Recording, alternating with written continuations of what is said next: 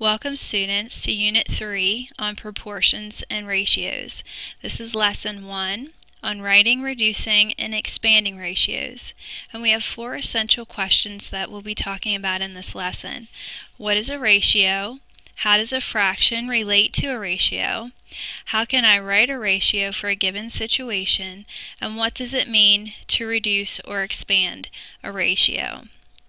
Ratios are all around us. For example, at the grocery store, if you want to compare prices between one product or another, that involves ratios. When you're in the produce section of your grocery store and your mom is shopping for fruit, she's concerned about unit prices, those are ratios. When your parents are at the gas station and they're filling up their cars with gas, gallons per mile in gas are ratios that are important to them. And architects and carpenters are concerned with ratios. For example, an artist would look at this painting, this picture, and be able to paint his own from the scale drawing. So ratios are all around us. Let's talk about what is a ratio. A ratio is a comparison of two amounts. Or it can be said that a ratio states the relationship between two things. It can also be said that a ratio says how much of one thing there is compared to another.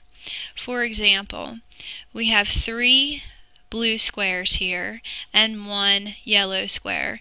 We're comparing the 3 blue squares to the 1 yellow square. And again, I have it stated here, there are 3 blue squares to 1 yellow square, and it's always important that we label the two things that we're relating. Ratios can be shown in different ways. One way that a ratio can be shown is by using a colon to separate the values. 3 to 1 is how you would say this. And if you want to replace the colon with the word 2, it would be written this way, 3 to 1. And again, we want to make sure that we're labeling the things that we're relating. So 3 blue squares to 1 yellow square, as in our previous example.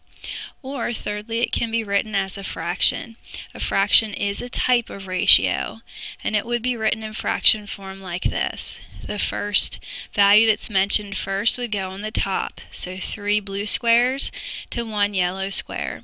And as you already know, students, you can write a fraction as a decimal or a percent. You've learned this in a previous lesson. Now, can you write them? So let's take some time to practice writing ratios in all 3 formats. To do this, we're going to think of ducks and geese. So there are 16 ducks and 9 geese in a certain park. Express the ratio of ducks to geese in all 3 formats. And I'll give you a moment to think about how you want to do that.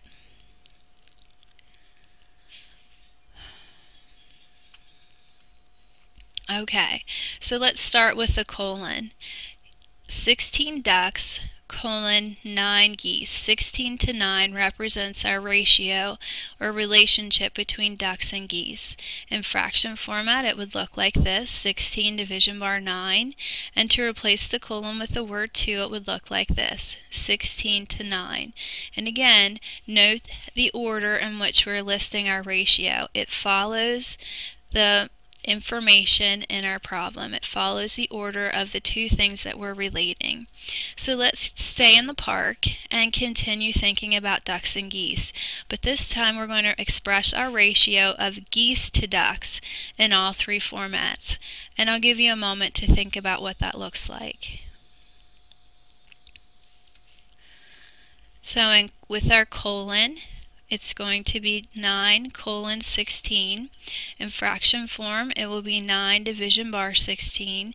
And replacing the colon with the word 2, we have 9 to 16.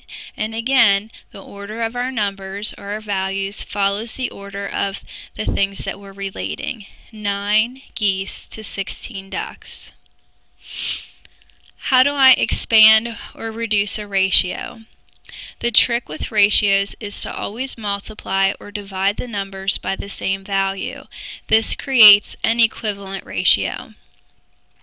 For example, the ratio 4 to 5 is the same as 4 times 2 and 5 times 2, which is 8 to 10. So the ratio 4 to 5 is equivalent to the ratio 8 to 10. And again, you see it written slightly differently, but it says the same thing. 4 to 5, we're multiplying each value by the same number, and the result is 8 to 10, two equivalent fractions. Now, let's give you a moment to practice what we've been talking about. And we have a problem here that deals with 15 boys and 12 girls going on a field trip. We're going to write a ratio of boys to girls that describes the students going on the field trip. So, we have 15 boys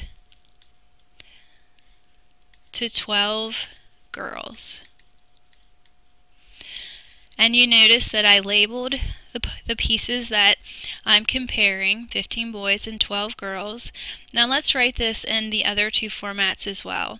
So if we were going to use a colon, it would look like this. If we're going to replace the colon with the word 2, our ratio would look like this, 15 to 12. Now, let's practice writing an equivalent fraction to this ratio by reducing the ratio to show how small groups of students could be made.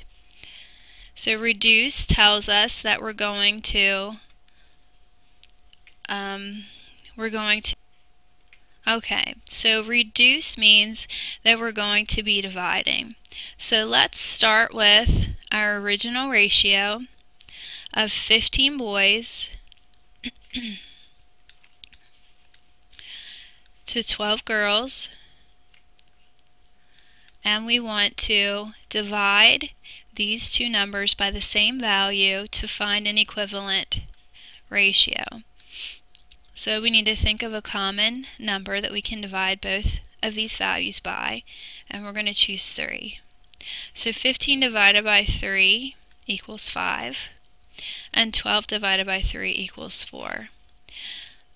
5 to 4 is an equivalent ratio to 15 to 12. And again, if we want to use the other two formats, it would be written 5 colon 4 or 5 to 4. Alright, now let's take a look at another example that deals with teachers and students. So last year at Fannett Metal, there was a ratio of 18 students for each teacher. And we're going to write a ratio to describe this relationship. We have 18 students. For each teacher means we have one teacher. And we're going to so we've written our ratio, 18 students to one teacher. Let's put it in the other two formats as well. So 18 colon 1, replace the colon with the word 2, 18 to 1. That's what it would look like for our ratio. Now let's practice with an equivalent ratio. If you know there are 7 middle school teachers, expand the ratio to show the student to teacher ratio for 7 teachers. Expand is our key word here, and if we're expanding a ratio, that means we need to multiply by a common value. So we'll start with our original ratio, 18 students to one teacher, and we've already been told that our new ratio has 7 teachers. So since we're expanding, we're looking for a common value here. We have multiplied by 7. 1 times 7 is 7. And again, we need to multiply the same value by each number by the same value. So we'll multiply 18 times 7. Let's do that off to the side here. 8 times 7 is 56. 7 times 1 is 7, plus the 5 is 12. So our equivalent ratio is 126 students to 7 teachers. And to write that in the other two forms would be 126 students to 7 teachers, and replacing the colon with the word to, 126, whoops, there we go, to 7. And that is 2 examples of how we would find equivalent ratios. So let's summarize our learning. A ratio is a comparison of 2 amounts. It states a relationship between 2 things. A fraction is a special type of ratio because it compares 2 specific types of numbers. An equivalent ratio represents the same relationship. When multiplying a ratio by a common factor, the result is an expanded ratio. When dividing a ratio by a common factor, the result is a reduced ratio. Now students, please take the time to complete the practice problems that are included in your guided notes page.